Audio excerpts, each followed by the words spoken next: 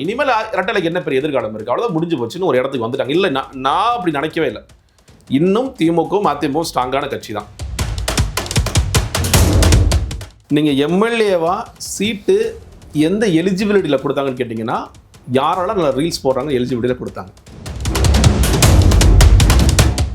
அப்பா அண்ணே super reels போட்டிருக்கானே நம்ம தம்பி, வாடா தம்பி சூப்பராக ரீல்ஸ் போட்டிருக்கியாடா நீ அப்படின்னு அடுத்த முறையில் அவருக்கு ஒரு வாய்ப்பு கிடைக்குன்னு அவர் நினைக்கிறவங்க எல்லாம் ரீல்ஸாக போடணும்.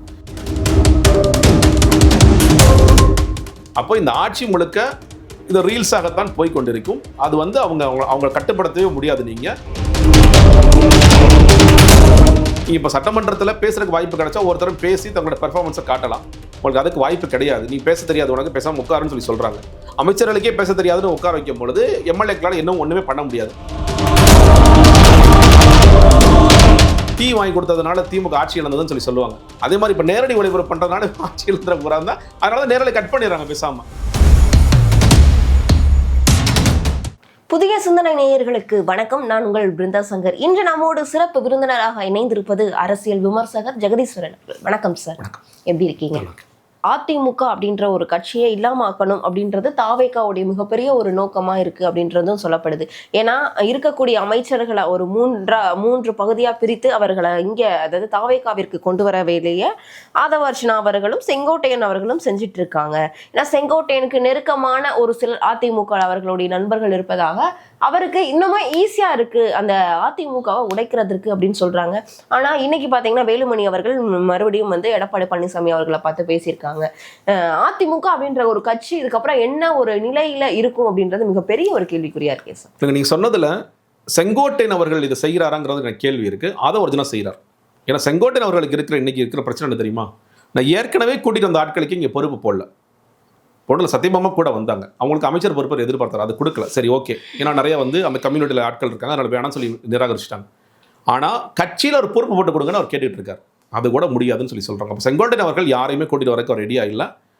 அதிமுக வரதுனால செங்கோட்டையன் கூட்டிட்டு வர நமக்கு ஒரு தோற்றம் வருது. பட் ஆனால் செய்வதெல்லாம் ஆதவர்ஜுனா தான். ஆதவர்ஜுனோட பிளான் ரொம்ப சிம்பிளுங்க. அதாவது இந்த முறை 3 கார்னர் கான்டெஸ்டாக இருந்துச்சு. மும்முனை போட்டியில் ஒரு கட்சி மேலே எந்திரிச்சு வந்துருச்சு.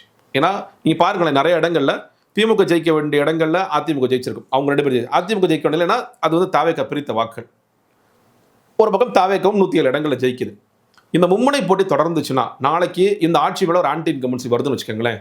தாவேகா ஒரு 25% போகுது, வேறொரு கட்சி திமுக அதிமுக 35% போச்சு அப்படின்னா ஒரு தொங்கு சட்டமன்றமாக இருந்தால் கூட இன்னைக்கு தாவேகா ஆட்சி அமைச்ச மாதிரி திமுக ஆட்சி அமைக்கும், இல்லை அதிமுக ஆட்சி அமைக்கும். இதை தவிர்க்கணும்னு அவர் பார்க்குறாரு. அதை ஒரிஜினல் என்னன்னு கேட்டிங்கன்னா, இந்த வரை மக்கள் வாக்களிச்சிட்டாங்க, இது அப்படியே தொடருமா அப்படிங்கிறது நமக்கு தெரியாது கண்டிப்பா. ஸோ அப்போ என்ன பண்ணணும், இந்த மும்முனை போட்டி இருமுனை போட்டியாக மாற்றணும். அந்த இருமுனை போட்டியில் நம்ம என்ன செய்யணும்னு கேட்டிங்கன்னா, அதிமுக வாக்களை கிட்டத்தட்ட ஒரு 20% இருக்குன்னா அந்த 20% அப்படியே உள்ள கொண்டு வரணுங்கிறது அவருடைய ஸ்ட்ராட்டஜி. அந்த ஸ்ட்ராட்டஜி நோக்கி ஒர்க் பண்ணிட்டு இருக்காரு.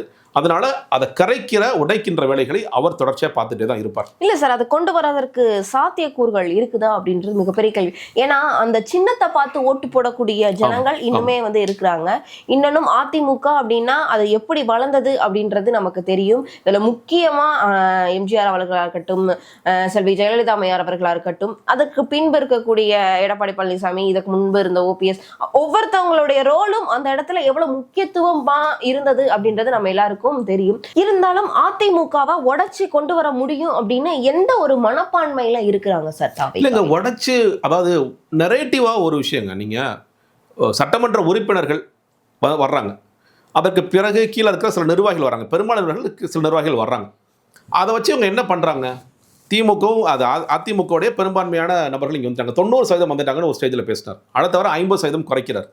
அதுக்கப்புறம் இல்லை கொஞ்சம் வர்றது கஷ்டமாக இருக்குது, இப்படி மாற்றி அதை ஒரிஜினல் பேசுகிறார். பட் ஆனால் அவருடைய ஆர்வம் என்பது இது எல்லாத்தையும் உடச்சு கொண்டு வரணும். நீங்கள் கேட்ட கேள்வி ரொம்ப சரியான கேள்வி. இன்றைக்கும் 2026 சட்டமன்ற தேர்தலில் 1,04,00,000 பேர் அதிமுக ரெட்டை இலைக்கு வாக்களித்தவங்க, கூட்டணியாக 1,30,00,000 பேர் வாக்களிச்சிருக்காங்க. ஸோ அவங்கள நம்ம குறைச்சி மதிப்பிடவே முடியாது கண்டிப்பாக.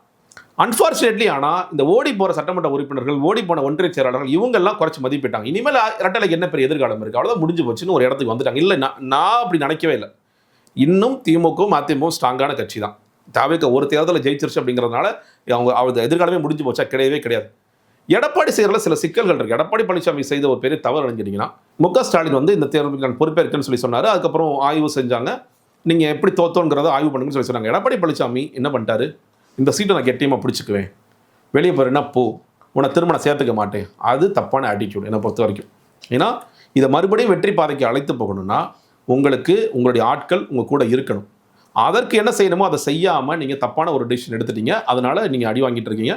பட் ஆனால் அதற்காக அதிமுக அழிஞ்சு போயிடுச்சா? நிச்சயமாக அழிஞ்செல்லாம் போகல. இந்த மும்முனை போட்டிங்கிறத கொஞ்சம் நாளைக்கு தொடரும். அதை ஒரு ஜனம் எப்படியாவது காலி பண்ணணும்னு ஒரு மூட்டை கூட ஒர்க் பண்ணுறாரு. அது அவ்வளவு ஈஸியாக ஒட்டுமொத்த தொண்டர்களையும் தூக்குற வேலையெல்லாம் நடக்கவே நடக்காது. நம்ம பார்ப்போம் இடைத்தேர்தல் நடக்கும்போது என்ன அப்படிங்கிறது முடிவுகளை பார்ப்போம். கண்டிப்பா. அதே மாதிரி பாத்தீங்க அப்படின்னா எரிவாயு பிரச்சனையால வந்து கிட்டத்தட்ட 6 பேர் இப்ப வரைக்கும் 6 பேர் உயிரிழந்திருக்காங்க. இப்ப வரைக்குமே தாவேகா தலைமையிட்ட இருந்து எந்த ஒரு ட்விட்டும் வரல, எந்த ஒரு பதிலும் வர, அவர்களுடைய நிலை அதை பத்தி எந்த ஒரு இதையுமே ஆராயாம தாவேகாவினர் இருக்காங்களே, அது என்ன ஒரு மனப்பான்மையில இருக்காங்க அப்படின்றது மிகப்பெரிய ஒரு கேள்வி எழுப்பு. இதுல ஒரு விஷயம் எனக்கு கேட்டீங்கன்னா, அருண்ராஜ் அவர் போனார்னு பார்த்தேன், அது ராஜ்மோகனும் போனாரு, ஆதவர்ஜனா கூட போறாரு. தொழிலாளத்துறை அமைச்சர் பர்வேஸ் அவருக்கு இப்போதான் இன்னைக்கு தான் தெரிஞ்சிருக்கு, நமக்கு தான் இந்த நம்ம தான் போகணும் போல இருக்குன்னு அவருக்கு எப்படி கண்டுபிடிச்சார். கடைசி யாரோ சொல்லிட்டாங்க நீங்கள் தான் சார் போகணும்னு சொல்லிட்டு போயிருக்காங்கிற வரைக்கும் ஓகே, அதை பார்க்குறாங்கிற வரைக்கும் ஓகே. பட் நீங்கள் சொல்கிற மாதிரி இதை மக்கள்கிட்ட கம்யூனிகேட் பண்ணுறதுக்கு அவங்களுக்கு ஒரு, நான் சொல்கிறது இப்போ சிஎம்ஓ தமிழ்நாடு பேஜில் இருந்து சிஎம்ஓ தமிழ்நாடு ஒன்று சட்டமன்றத்தில் இன்றைக்கி பேசிருக்கலாம், அவராகவே எழுந்து ஒரு சிறப்பு கவனிப்பு தீர்மானம் ஏற்கனவே 110 விதியில் ஓடிட்டு 110 கூட பேசலாம், பேசி இந்த மாதிரி ஒரு எரிவாயு சம்பவம் நடந்திருக்கு, இனிமேல் இது மாதிரி நடக்காமல் இருப்பதற்கு நம்ம என்னென்ன நடவடிக்கை எடுக்கின்றோம் அப்படிங்கிறத அவர் நிச்சயமாக சொல்லாருன்னா அது மக்களுக்கு ஓகே ரைட்டுங்க சரியாக போகிறாங்க. இது சொல்ல மறுக்கிறாங்க. ஏன்னா எல்லாரும் டிவி பார்த்துட்டே இருப்பாங்க. காலையில் நான் 8 மணி செய்தியில் நான் பார்த்தேன், இந்த காட்சியில் பார்க்கறதுனால எனக்கு சொல்கிறதுல ஒன்றும் தயக்கம் இல்லை. ஆனால் இதை நீங்கள் சட்டமன்றத்தில் ஒன்று சொல்ல வேண்டும், இல்லை நீங்கள் ட்வீட்டாக உங்கள் ரசிகர்களுக்காவது ட்வீட்டாக போட்டு இதெல்லாம் செஞ்சுட்டு இருக்கணுங்கிறத இன்னும் அரசாங்க ரீதியாகவோ இல்லை கட்சி ரீதியாகவோ நீங்கள் சொல்ல வேண்டிய அவசியம் இருக்கிறது. அதில் ரொம்பவே மிஸ் பண்ணுறாங்க. அதை ஏன் செய்ய மாட்டேங்கிறாங்கிறது தெரியல. ஒன்று அதான் சொல்கிறேன் இல்லையா, இது பவர் சென்டர்ஸில் ஜான் ஆரோக்கியசாமியான பவர் சென்டருக்கு இதெல்லாம் பெரிய உடன்பாடு இல்லாமல் இருக்கலாம். நாங்கள் எல்லாம் செயல்பாட்டில் காமிச்சிக்குவோம், நம்ம அதை மக்கள்கிட்ட அப்புறமா பேசிக்கலாம், மக்கள்கிட்ட விஜய் எப்போ பேசுகிறதோ அப்போ எல்லாத்துக்கும் போய் சேர்ந்தால் போதும் அப்படிங்கிற ஒரு நிலைப்பாட்டில் கூட இருக்கலாம்.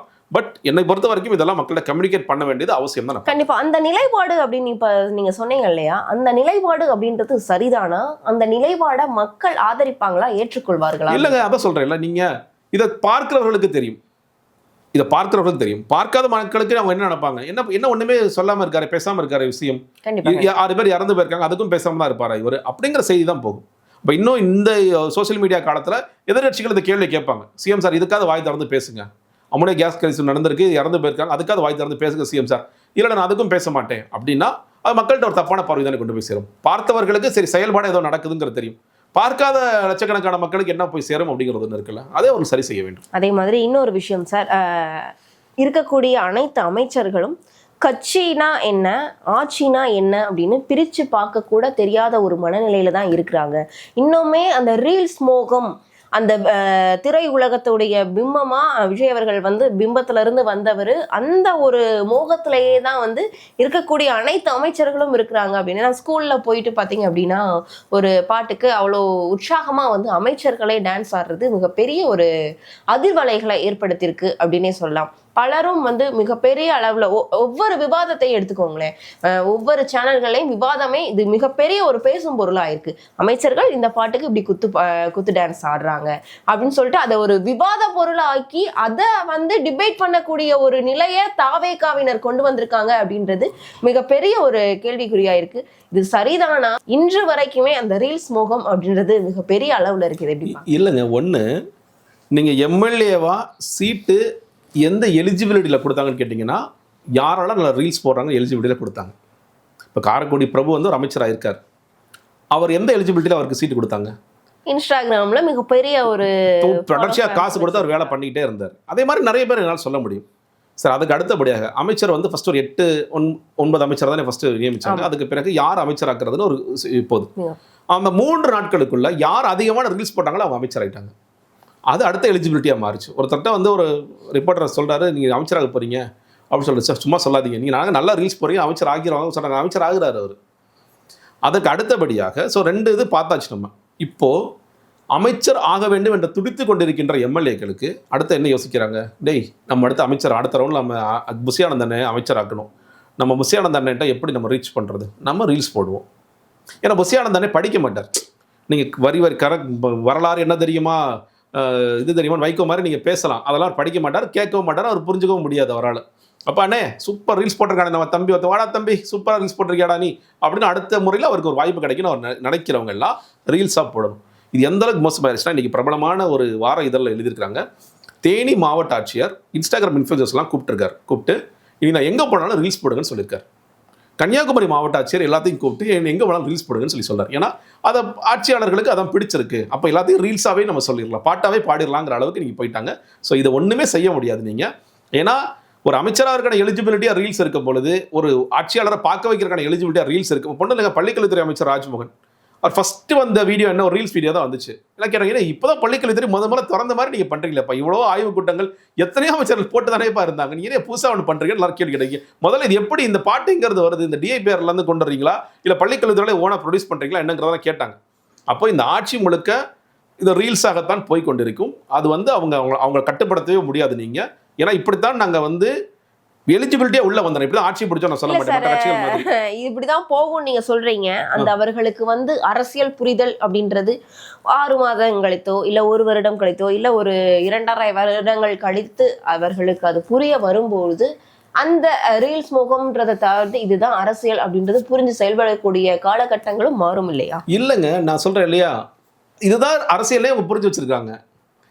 நான் அது சரி தவறு என்னால் சொல்ல முடியல, டிபேட்டபிள் அது. ஏன்னா இப்போ நீங்கள் விஜய் அவர்கள் வெற்றி பெற்ற அந்த ஃபார்மேட்டை பாருங்களேன். யூஸ்வலான ட்ரெடிஷ்னலான ஃபார்மேட்டை உடச்சி தான் அவர் வந்திருக்காரு. அவர் பத்திரிகையாளர் சந்திக்கலை, பிரச்சாரத்துக்கு போகலை, வேட்பாளர்களை அந்தந்த ஊரில் பெயர்களை சொல்லலை. ஆனால் விஜய்க்கு வச்சுட்டாங்க மக்கள். அப்படி இருக்கும் போது இந்த ஃபார்மேட்டில் நீ ஒரு ஃபார்மேட் வச்சிருக்கீங்களப்பா, அந்த ஃபார்மேட்டே தப்புன்னு அவர் சொல்கிறாரு. அதை 35% விட்டுட்டு 65% மக்கள் தான் எதிர்க்க நடந்தது, 30% ஓகேன்னு சொல்லிட்டாங்க. அப்போ மறுபடியும் இப்போ இந்த ஆட்கள் நினைப்பாங்க, நம்மளை மக்கள் ஜெயிக்க வச்சுட்டாங்க, நம்ம எதன் அடிப்படையில் நம்ம உள்ளே போனோம், ரீல்ஸ் போட்டு உள்ளே போனோம். மறுபடியும் ஆட்சியாளர்கள் பார்வையில் படணும்னா என்ன பண்ணணும், ரீல்ஸ். அப்படின்னா நீங்கள் இப்போ சட்டமன்றத்தில் பேசுறதுக்கு வாய்ப்பு கிடைச்சா ஒருத்தரும் பேசி தங்களோட பெர்ஃபார்மன்ஸை காட்டலாம். உங்களுக்கு அதுக்கு வாய்ப்பு கிடையாது. நீ பேச தெரியாது, உனக்கு பேசாமல் உட்காருன்னு சொல்கிறாங்க. அமைச்சர்களுக்கே பேச தெரியாதுன்னு உட்கார வைக்கும் பொழுது எம்எல்ஏக்களால் இன்னும் ஒன்றுமே பண்ண முடியாது. அப்போ ஊருக்குள்ளே தான் வளரணும், அதே நேரத்தில் தன்னோட பொறுப்பை தக்க வைக்கணும், அடுத்த அமைச்சர் பொறுப்பு நம்மளை தேடி வரணும்னு நினைக்கிறவர்களுக்கு ஒரே ஆயுதமாக இந்த ரீல்ஸ் இருக்கு, இந்த ஷார்ட்ஸ் இருக்கு, வீடியோஸ் இருக்குன்னா அதான் அவங்க பயன்படும். அதான் யுக்தி. கண்டிப்பா சார். இப்போ விஜய் அவர்கள் அரசியலுக்கு வந்ததற்கு பின்புதான் செய்தி சேனல்களை மக்களும் இளைஞர்களும் சிறியவர்களும் பார்க்கக்கூடிய ஒரு மிகப்பெரிய ஒரு மாற்றமானது ஏற்பட்டது. நீங்க சொல்ற மாதிரி இதுதான் அரசியல்னு புரிஞ்சு வச்சவர்களுக்கு இந்த இளைஞர்கள் பதிலடி கொடுப்பதற்கு வாய்ப்பு இருக்கு இல்லையா?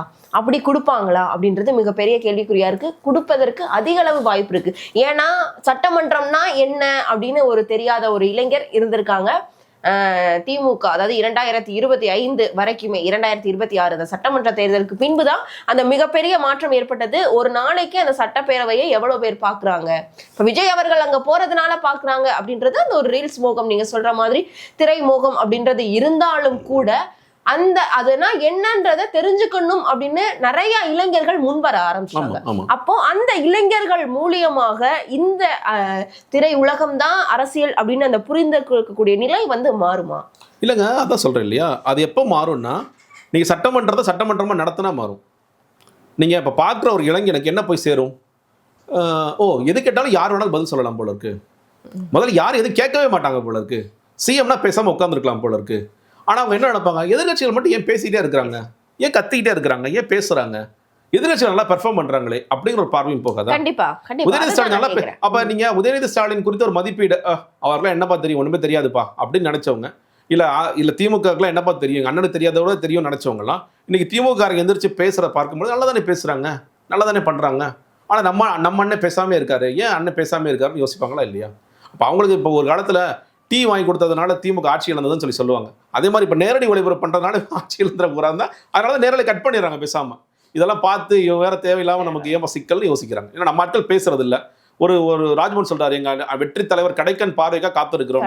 அவர் விஜய் என்ன நான் அப்படியே சொல்லவே இல்லைன்னு அவர் பார்க்குறாரு, இன்னும் யாரா சொன்னா உங்களுக்கு அவர் பார்க்குறாரு. அப்படி இருக்கும் பொழுது பார்க்கின்ற மக்களுக்கான பதிவுகள் என்ன போகும்னா, திமுக பெட்டரா பெர்ஃபார்ம் பண்றாங்க, அதிமுக பெட்டரா பெர்ஃபார்ம் பண்றாங்க, பெர்ஃபார்ம் பண்ண வேண்டிய தேவைக்கு அமைதியா இருக்கிறாங்க போய் சேரும். கண்டிப்பா ராஜ்மோகன் அவர்கள் சொன்ன மாதிரி அந்த கடைக்கண் பார்வை அப்படின்ற ஒரு நிலை எப்போ வருது அப்படின்னு நம்மளும் ஆவலா பார்த்துட்டு இருப்போம். கண்டிப்பா அரசியல் ரீதியா பல்வேறு விவரங்களை எங்களோட பகிர்ந்தமைக்கு ரொம்ப நன்றி.